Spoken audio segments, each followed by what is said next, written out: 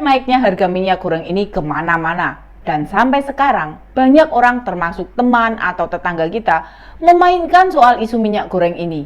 Hingga yang terbaru, mengenai pernyataan Pak Menteri Perdagangan Pak Zulkifli Hasan yang katanya tidak mau membayar utang minyak goreng.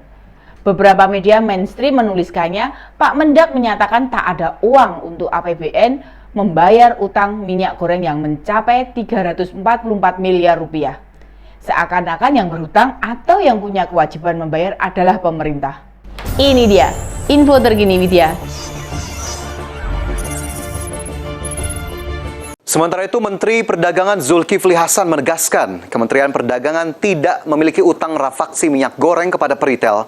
Pasalnya, yang berhak melakukan pembayaran rafaksi minyak goreng satu harga adalah Badan Pengelola Dana Perkebunan Kelapa Sawit atau BPDPKS.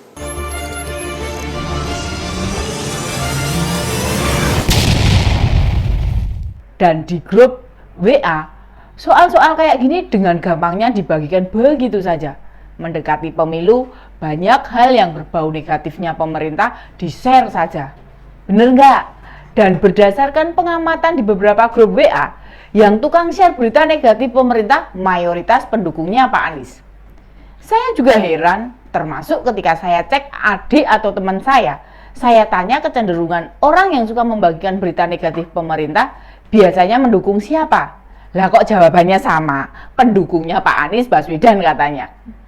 Bagi kita yang agak malas menyusuri soal pemberitaan atau sumber berita, apalagi men-cross-check kebenaran, ya langsung percaya begitu saja. Tapi hati-hati loh, dengan sebuah informasi, jangan asal mempercayai sebuah informasi yang dibagikan, apalagi bukan dari sumber yang kredibel. Saya tidak sedang mau membela Pak Zulhas, utamanya soal ketidakmauan Pak Mendak membayar utang minyak goreng ke peritel senilai 344 miliar rupiah itu.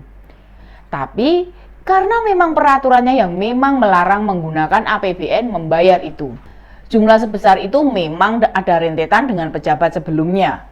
Jadi sumber persoalannya dari program minyak goreng satu harga zaman Pak Lutfi dulu.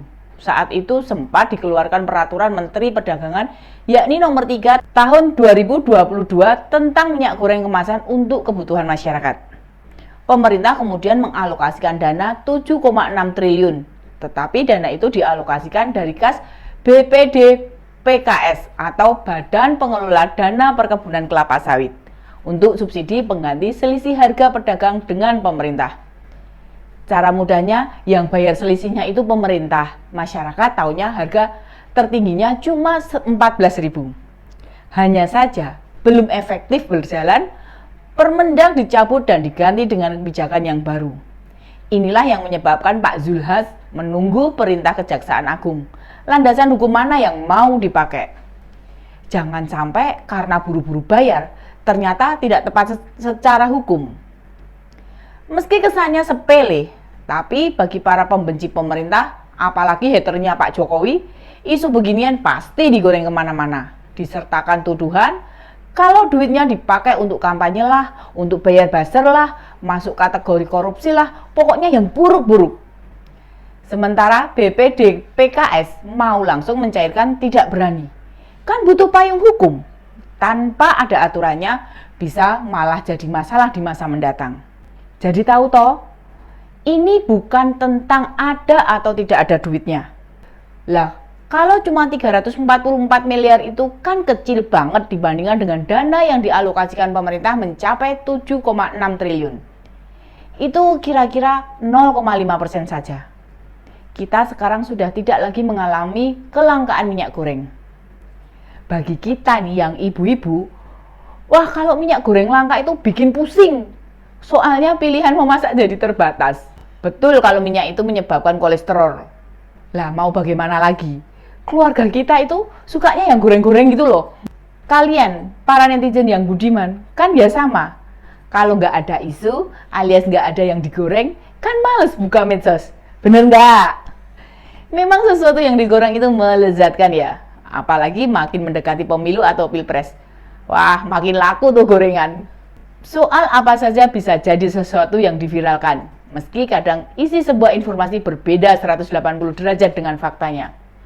Sudah ada beberapa isu yang sudah mulai disebarkan, termasuk soal minyak goreng tadi. Lalu juga soal utang negara.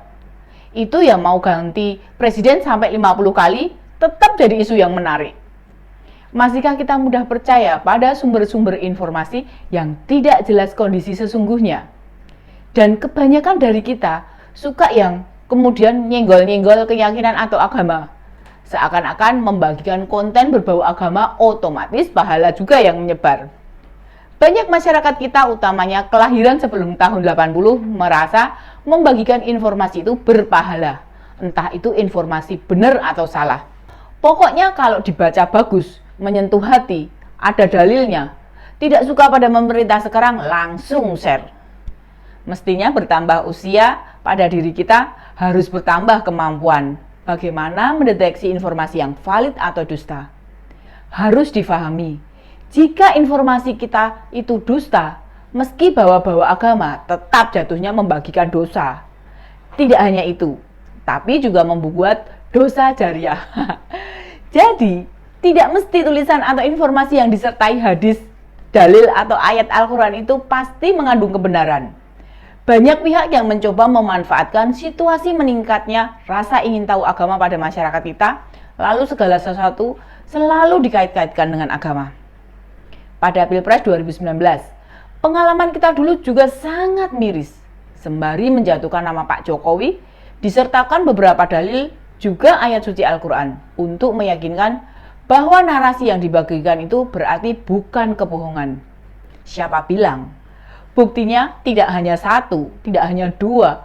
Penipuan-penipuan berkedok agama, namun uangnya hanya untuk foya-foya pemiliknya saja. Sebab mereka tahu, rasa berkorban rakyat demi agama sedang tinggi-tingginya. Oleh karena itu, harus dimanfaatkan. Demikian info terkini Widya, sampai ketemu lagi di Ini Dia, info terkini Widya selanjutnya. Salam, ini dia, info terkini Widya